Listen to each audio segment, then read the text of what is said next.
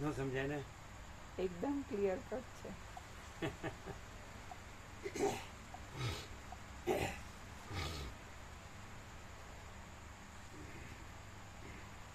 કેવી રીતે એકદમ ક્લિયર કટ?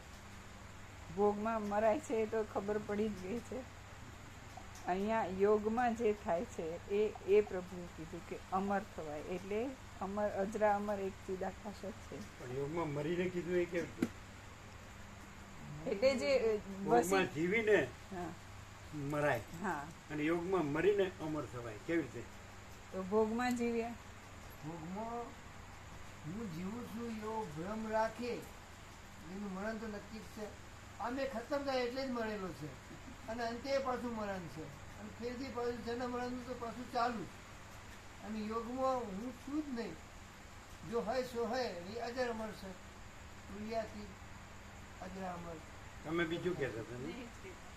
એ ભોગમાં આમે ખલાસ થઈ ગયો એટલે મરેલો જ છે, અને એમ માનતો હોય કે હું આ છું તો એ મરવાનો જ છે, એટલે એ નથી એ પાછો જન્મ મરણ ચાલુ ચાલુ. વાસનાના.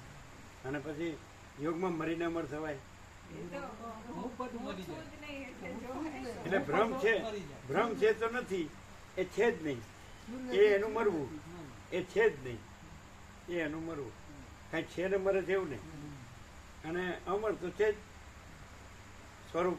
એટલે તુર્યાતીત અજરામર અખંડ વિનાશી, તુર્યાતીત કૈવલ્ય અનંત શુદ્ધ ચિદાકાશ, તુર્યાતીત અજરામર અખંડ વિનાશી તો છે જ. એટલે અમરે થવાનું નથી, છે જ. અને ભ્રમે મરવાનો નથી, છે જ નહીં.